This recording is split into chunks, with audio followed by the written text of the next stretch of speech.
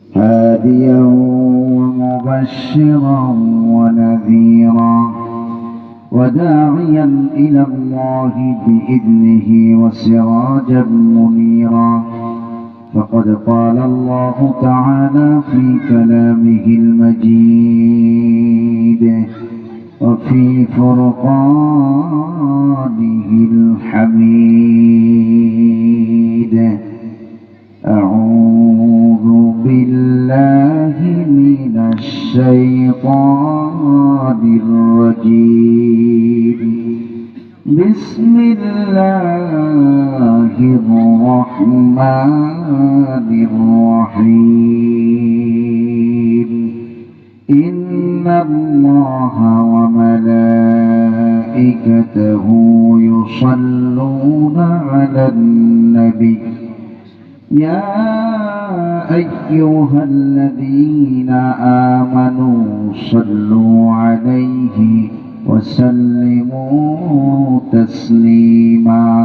নামাজের শেষ বৈঠকে আমরা যে দরুদ পড়ি, সবাই মহব্বতের সাথে জোরে সোরে সেই দরুদ পড়ুন। আল্লাহুম্মা সাল্লি আলা মুহাম্মাদিন ওয়া আলা আলি মুহাম্মাদ কামা সাল্লাইতা আলা ইব্রাহিম وعلى آل إبراهيم إنك حميد مجيد. اللهم بارك على محمد وعلى آل محمد كما باركت على إبراهيم وعلى آل إبراهيم إنك حميد مجيد. গড়গড়িয়া আফসারুল উলুম তালিমুল কোরআন নুরানি হাফিজিয়া মাদ্রাসা ও এতিমখানার হাফেজ ছাত্রদের দস্তরবন্দি উপলক্ষে 20তম বার্ষিক তাফসীরুল কোরআন মাহফিলের সম্মানিত সুযোগ্য সভাপতি বিশিষ্ট আলেমে দ্বীন আলহাজ হযরত মাওলানা মুহাম্মদ শামসুল হক সাহেব মাহফিলে আমার পূর্বে আলোচনা করেছেন।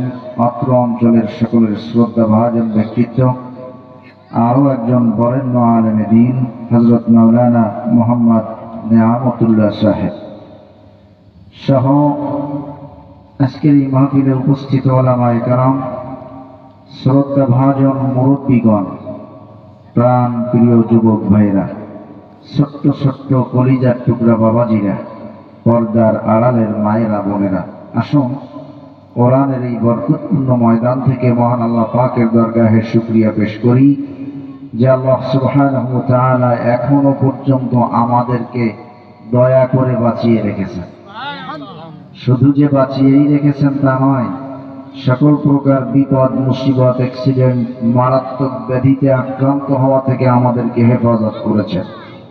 সর্বোপরি অনেক মানুষের মধ্য থেকে বাছাই করে আমাদের মতো গুটি কয়েক মানুষকে কোরআনের এই বরকতপূর্ণ মজলিসে কবুল করেছেন। এজন্য আমরা খুশি হয়ে শুকরিয়া আদায় করছি, আলহামদুলিল্লাহ।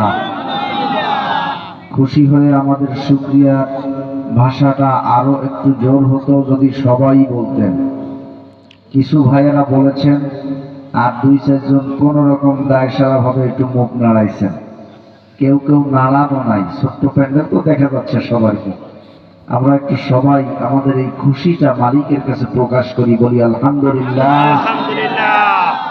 প্রিয় ভাই সব, যদিও তাফসীর আলোচনা হতে হয় একটু সকাল সকাল, দীর্ঘ রাত হয়ে গেলে মানুষ ঝিমায়া যায়, তারপরেও যে কোনো কারণে হোক পরিবেশটা এভাবে হয়ে গেছে। এখন বছরের মাথায় একটি দিন, যদি 1-1.5 ঘন্টা রাইতে একটু বেশি জায়গা লাগে, তাতে কি আহামরি কোনো ক্ষতি হবে? আমি তো এই ময়দানটা দেখে কষ্ট পেলাম। যে এলাকার, আমার তো মনে হয় না যে এই এলাকায় মাত্র এই কয়জন পুরুষ মানুষ, এই কয়জন নাকি আরো আছে, যারা হয়তো কেউ চা খেতে গেছেন, কেউ ইস্তেঞ্জায় গেছেন, কেউ ভাবছেন যে দূর যা শুনছি এতেই তো মেলা হয়ে গেল। এইরকম নানান চিন্তা চেতনা ধারণা নিয়ে যদি কেউ বের হয়ে থাকেন, আমি তাদেরকে বিনয়ের সাথে অনুরোধ করব, একটু আসেন। এ ময়দানে যদি আমরা আর 1 থেকে 1.5 ঘন্টা সর্বোচ্চ, হয়তো 1.5 ঘন্টা সময় যদি দেই, আশা করি আমাদের লস হবে না। লস হবে না কি ভাই? লস হবে না ইনশাআল্লাহ। আল্লাহ তাআলা হয়তো আমাদের কল্যাণের জন্য কিছু কথা তার এই অযোগ্য গোলামের মুখ থেকে বের করে দিবেন। তো আমি আপনাদেরকে বলতে চাই যে আল্লাহ রাব্বুল আলামিন যাদের ব্যাপারে জানেন, আল্লাহর ইলমে আছে, জ্ঞানে আছে যে যারা কোরআন শুনলে তাদের লাভ হবে, কল্যাণ হবে, আল্লাহ তাআলা শুধু তাদেরকেই কোরআন শোনান। সুবহানাল্লাহ। আল্লাহ রাব্বুল আলামিন বলছেন, ولو علم الله فيهم خيرا لأسمعهم ولو أسمعهم لتولوا وهم معرضون ولو علم الله فيهم خيرا আল্লাহ তাআলা যাদের ব্যাপারে জানেন যে এই মানুষগুলি কোরআন শুনলে তাদের লাভ হবে, আল্লাহর ইলমে আছে, জ্ঞানে আছে। আল্লাহ তাআলা সব জানেন না? সব তিনি জানেন, আগে পরে সব জানেন, গোপন প্রকাশ্য সব জানে। আল্লাহ পাকের কাছে কোনো কিছু গোপন নাই। প্রিয় ভাই সব, আল্লাহ তাআলা যাদের ব্যাপারে জানেন, আল্লাহর ইলমে আছে যে এরা কোরআন শুনলে লাভ হবে, লা আসমাআহুম, তাদেরকেই আল্লাহ কোরআন শোনান। সুবহানাল্লাহ। তাহলে এই আয়াতের আলোকে বোঝা গেল যে আমাদের ব্যাপারে আল্লাহ পাকের ইলমে আছে যে আমরা কোরআন শুনলে আমাদের লাভ হবে, কল্যাণ হবে। আপনারা প্রশ্ন করতে পারেন যে হুজুর, কোরআন একটি বরকতপূর্ণ কিতাব, এইটা শুনলে কি আবার লস হয়, ক্ষতি হয়? আল্লাহ রাব্বুল আলামিন কোরআনে তার জবাব দিয়েছেন, অনুনাজ্জিলু মিনাল কুরআনি মা হুয়া শিফাউন ওয়া রাহমাতুল লিল মুমিনিন ওয়া লা ইয়াজিদু যালিমিনা ইল্লা খাসারা। এই কোরআন ঈমানদারদের জন্য রহমত এবং শেফা, আর জালেমদের জন্য এটা ক্ষতি, জালেমদের জন্য ক্ষতি। তাহলে কোরআনে সবাই লাভ হয় না। এটা বোঝানোর জন্য যদি আমি একটি দৃষ্টান্ত দিই, যেমন ধরেন গরুর দুধ, এটা খুব পুষ্টিকর খাবার, উপকারী খাবার। উপকারী খাবার কিনা বলেন? দুধ একটি পুষ্টিকর খাবার, উপকারী খাবার। এই খাবারটা যদি আপনি কোনো আমাশার রোগীকে খাওয়ান, তাহলে উপকার হবে না ক্ষতি হবে? ক্ষতি হবে। কেন? উপকারী খাবার খাইলে ক্ষতি হবে কেন? এই আশেপাশে কথা বলা যাবে না। উপকারী খাবার খাইলে ক্ষতি হবে কেন? ওর পেট ভালো না, মাশাআল্লাহ। এই দুইজন মুরব্বী জবাব দিচ্ছেন যে ওর পেটে সমস্যা। তাহলে যারা মানুষের উপরে জুলুম করে তাদের এমন এক সমস্যা আছে যে কোরআন শুনলে তাদের লাভ হয় না, বরং ক্ষতি হয়। তো আমরা, আল্লাহ তাআলা আমাদের ব্যাপারে জেনেছেন যে আমরা কোরআন শুনলে আমাদের লাভ হবে। এটা জানার পরে আমরা কি খুশি হয়েছি নাকি বেজার হয়েছি? আলহামদুলিল্লাহ, আলহামদুলিল্লাহ। প্রিয় ভাই সব শোনেন, লোকজন কম আছে, এটা দেখে আমি যে আলোচনা করব না বা মনক্ষুণ্ণ হব, বিষয়টি এমন নয়। আপনারা যদি আরো অর্ধেক বা তার চেয়ে বেশিও যদি চলে যান, 5 জনও যদি থাকে, ইনশাআল্লাহ আমি আলোচনা করব। কেন করব? আল্লাহ রাব্বুল আলামিন কোরআনে বলেছেন, কলিলুম মিন ইবাদিয়াশ শাকুর, এই পৃথিবীতে আমার শুকরগুজার বান্দার পরিমাণ হবে সবসময় কম। ফাকালিলাম মা তুমিনুন, আসল ইমানদারের সংখ্যা হবে সবসময় কম। কালিলাম মা তাযাক্কারুন, আল্লাহ পাক বলেন কোরআনের উপদেশ গ্রহণ করবে খুব কম মানুষ। তাহলে সব জায়গায় আল্লাহ সংখ্যা বেশি বললেন না কম বললেন? এরকম আরো অনেক আয়াত আছে, এগুলি বলতে গেলে মূল আলোচনা করা হবে না। এজন্য আমি একটা ধারণা দিচ্ছি আপনাদেরকে।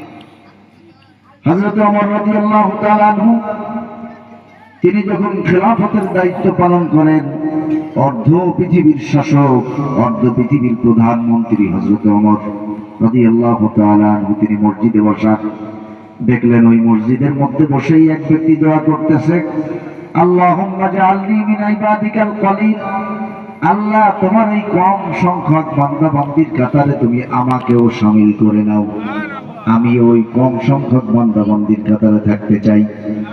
হযরত ওমর দোয়া শুনতেছেন আর অপেক্ষা করতেছেন দোয়া কখন শেষ হয়। যেই না তার দোয়াটা শেষ হয়ে গেল, হযরত ওমর রাদিয়াল্লাহু তাআলা ডাক দিলেন, এদিকে আসো, শোনো, তুমি কি দোয়া করলা, কেন তুমি কম মানুষের মধ্যে যাইতে চাও? তখন তিনি বললেন, মুসলিম জাহানের খলিফা, কোরআনের এই আয়াতটা কি আপনার স্মরণে নাই? আল্লাহ পাক তো বলেছেন আমার শুকরগুজার বান্দার পরিমাণ কম হবে, সেই কম মানুষের মধ্যে আমিও নিজেকে শামিল করতে পারলে আমার মনটা আনন্দে ভরে যাবে, তাই আমি এই দোয়া করেছি। যখন এই কথাটা সে বলেছে, এইবার হযরত ওমর নিজেও হাত তুলে দোয়া শুরু করলেন, আল্লাহুম্মা জাআলনি মিন ইবাদিকাল কলিল, আল্লাহ তুমি ওমরকেও সেই কম সংখ্যক বান্দাবান্দির কাতারে শামিল করে দাও। তাহলে মানুষ কম হইলে ওয়াজ একটু দুর্বল হবে, বেশি হইলে ওয়াজ একটু সবল হবে, এরকম কোনো ব্যাপার আছে নাকি? না। যারা আসবেন না ক্ষতিটা তাদের, ক্ষতি কাদের?